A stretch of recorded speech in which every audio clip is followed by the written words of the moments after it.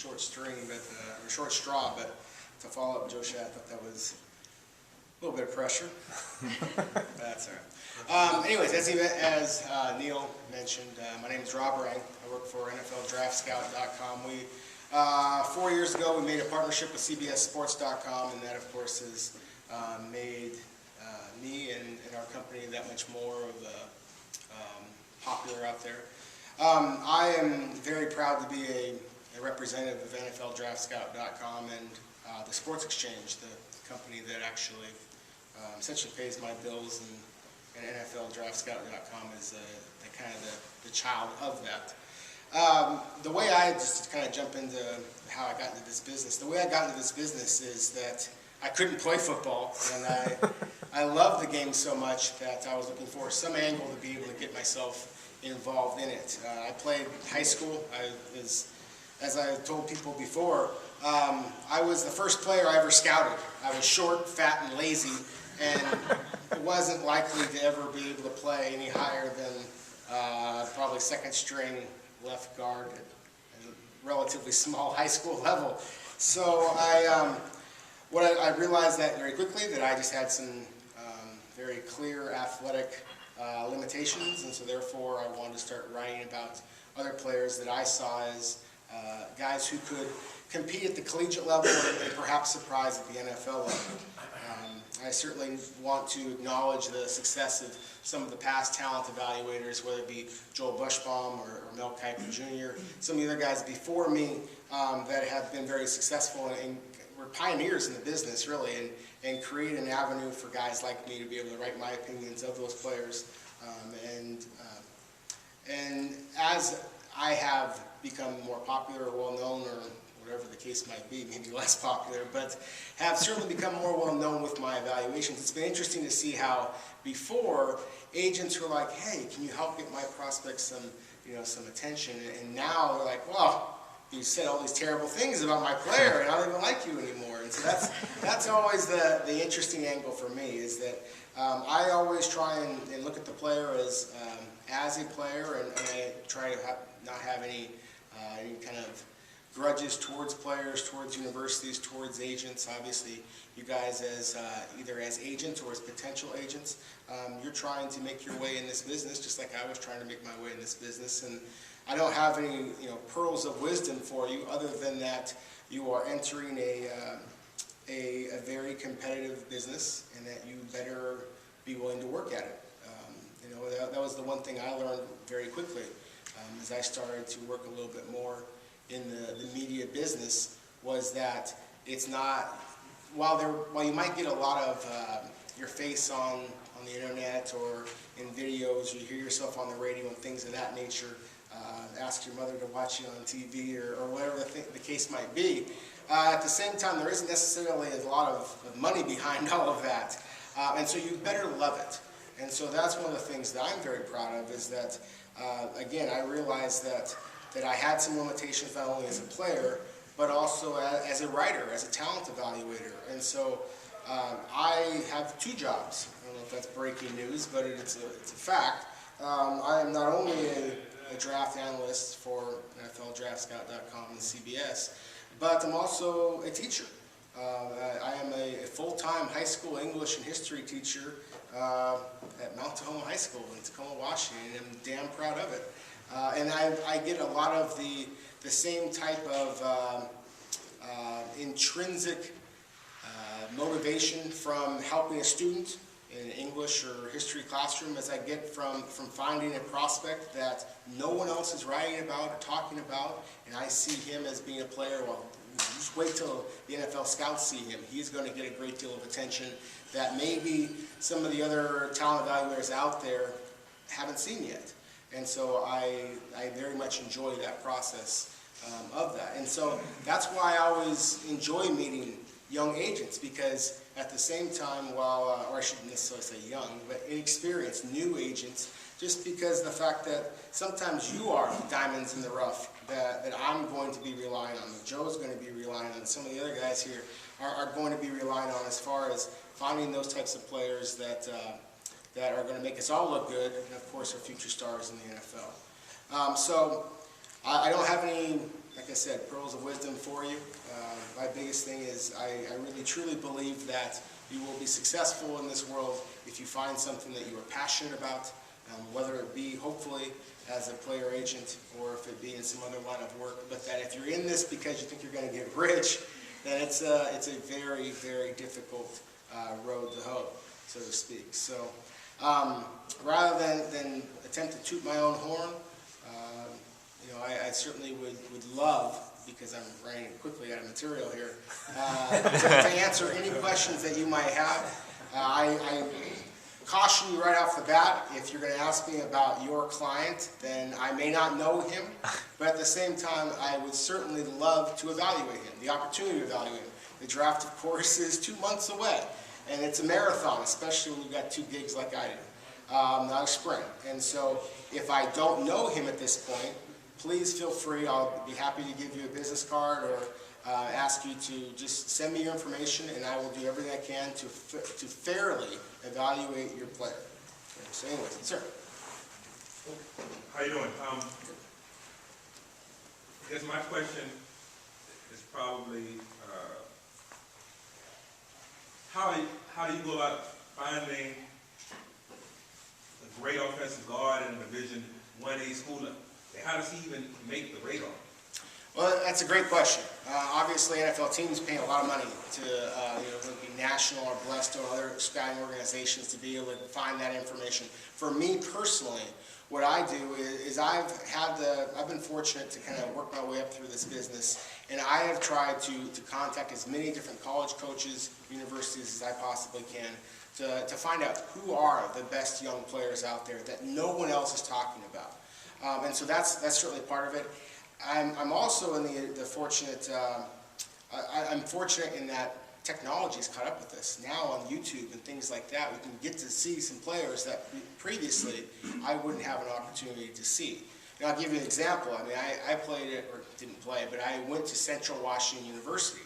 It isn't necessarily a very highly regarded football factory. They've had one NFL player in the last several years, and that was John Kitna. And, I mean, he was obviously very productive as an NFL player, but at the same time, isn't somebody that isn't going to make anybody jump for joy as an NFL prospect, considering he's an undrafted free agent. So that's the biggest thing, is I try and just watch as much tape as I possibly can. I lean on you guys as agents to be able to get me tape and send me an email, send me a text or whatever the case might be and say, hey, I've got this Division 1A guard that I really believe is a talented player. Can I send you tape? And that's why I'm built the way I am, because I sit on my butt entirely too much and watch tape, and hope to contact guys, whether it be Neil, whether it be any of you guys who are creating the All-Star games and the different environments that we now have where players can compete on an apples-to-apples basis, like the Combine here, and be able to see how they can perform when the lights are on them, in the brightest of stages. And so that's what I'm looking for. Sure. I got a question, comment on Yeah. three-part. One is anyone that has a 1A guy or small school guy, send the material to you guys because you have put up stuff in the previous years for people and it actually works. So that's just advice for everyone. Two is kind of a question. How much material are you giving to the NFL teams? I remember a few years ago I spoke to Brian Zimmerman and he said that you guys would take the packages and send them out to the teams. Yeah. And the third part kind of is the way the website used to be before you sold out. Is there any way you can still get the access that way, or when we used to pay? There is. Yeah, and I appreciate the selling out part. No, it's no. The biggest thing is we continue to have the old NFLDraftScout.com. If you type here, I'll just give you guys. You may want to close the door on this. I don't know, but in all seriousness, if you type in NFLDraftScout.com, the company I told you before, I've mentioned many times before, I'm very proud to work for. If you type that in right now, it's going to redirect you to CBS/NFL Draft, and I am proud to work for CBS as well. NFLDraftScout.com, the original one, is owned by Frank Cooney, who joined the scouting business working with the late, great Bill Walsh. And that's one of the reasons I'm very proud to work for that company. If you go to NFLDraftScout.com, type that in, /members, you don't have to pay anything, but that gets you into the old NFLDraftScout.com website. And so a lot of the information that CBSSports.com doesn't believe that fans will appreciate, because we're of course trying not only to interest you guys, but also average Joe six-pack fan who doesn't know who most of these players are, doesn't really care, just cares about what his favorite NFL team is going to take in the first round.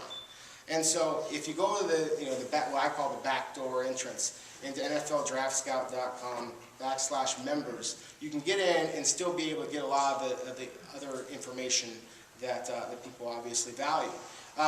You mentioned Brian Hitterman. He is he's the mad genius behind the curtain, so to speak. He's the guy that does the technological information behind it that I certainly can't do.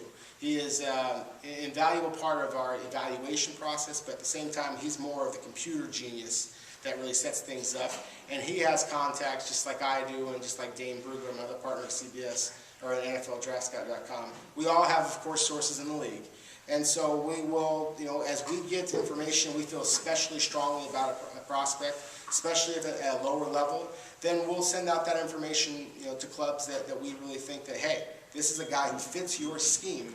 And anytime that we do that, of course, we're sticking our neck out in the line a little bit. Because if I'm wrong, if I send, as a Seattle, Washington-based guy, if I send something to the Seahawks, I say, I think this guy fits into your system, Pete Carroll. If he doesn't, then of course I have egg on my face a little bit, and so I don't want to do that. So if I'm willing to stick my neck out in the line for a player, I've obviously got to believe in him. I've got to believe in the agents, and so that's why, it's like, as Joe mentioned before, it's all about developing those relationships. Yeah. Justin Turner, first of all, I want to say I appreciate what you guys do as a service. I enjoy reading your stuff. Some nights I won't lie, I step and cuss you, but other than that, I do enjoy what you guys have. It's very insightful. But in regard to what you said as far as, you guys sticking your neck out there on the line, my brother and I, we've been very fortunate in our decade of doing work that 17 of our current 20 NFL veterans right now weren't even invited to this city to come to the Combine. So in that regard, I don't really care too much what credence they put and who they invite here, because we make a living off of guys that they didn't. But how much do you guys care on who gets invited to the Combine? How much are you really willing to stick your neck out there for a guy like a Mike Tolbert or a Cole Beasley that, the rest of the country doesn't know who they are, but they bust on the NFL scene and they become a household name very quickly? Well, I'm willing to stick my neck out in the line, but I've got to have the tape to back it up. And that's the thing. Is there some players out there that every year I'm stunned that they don't get invited to the Combine, or that they're not invited to the Senior Bowl, or wherever the case might be. And I have a great deal of respect for Phil Savage, for Steve Hale previously at the Senior Bowl, and I've had arguments with both of them about why didn't you invite this player? Things of that nature. Darius Slay from Mississippi State is a cornerback who I thought absolutely should have been invited to the Senior Bowl, just because of the fact that Jonathan Banks got so much coverage, and Darius Slay came in and played really well, kind of in his shadow. And so I thought that was a player who should have been invited to the Senior Bowl. Now, this year's draft class that wasn't invited to the Combine, there's no one that I've seen at this point that I am so adamant about that I am going to contact my favorite, my most trusted sources in the league and say, look, I'm going to literally pound the table for this player, that he is a draftable commodity. Obviously, they invited 333 prospects here this week. They miss every year. Oh, they absolutely do. You're absolutely correct about that, and it's a testament to you guys that you guys have, going off of what you're saying, I assume that's correct, that you've had the success that you've had. So I should sit down, and you should be staying up here at this point. But in all honesty, that's the thing, is that the tape doesn't lie, to use a tired cliche. Yeah, I heard on the way up here listening to NFL radio, and one of the guys said, you can't pay attention to statistics. And I was like, because that's a story, it tells production. And It absolutely does. Like statistics versus actual measurements and things of that regard. No, absolutely. And so that's the thing, is that there are, I think, statistics, of course, can be pushed either way, but it also is an indication, that's why we use them, is an indication of production. And so, depending on the position at least, I think statistics can prove that a player has been productive. Of course, you have to take into account just the level of competition that they faced. So, I would love to get your contact information, any prospects that you have. But again, I'm trying to think of this year's draft class. any of the players that I was particularly disappointed to see that weren't invited. Dane drew the straw on that one, so he wrote the article on the top 10 guys that we were surprised by that didn't get invited. So I'm drawing a blank at this point, but like I said, I look forward to hearing from you, and I'm sure you guys all have clients that you'd like to be here, and I wish them well. So, anybody else? Questions?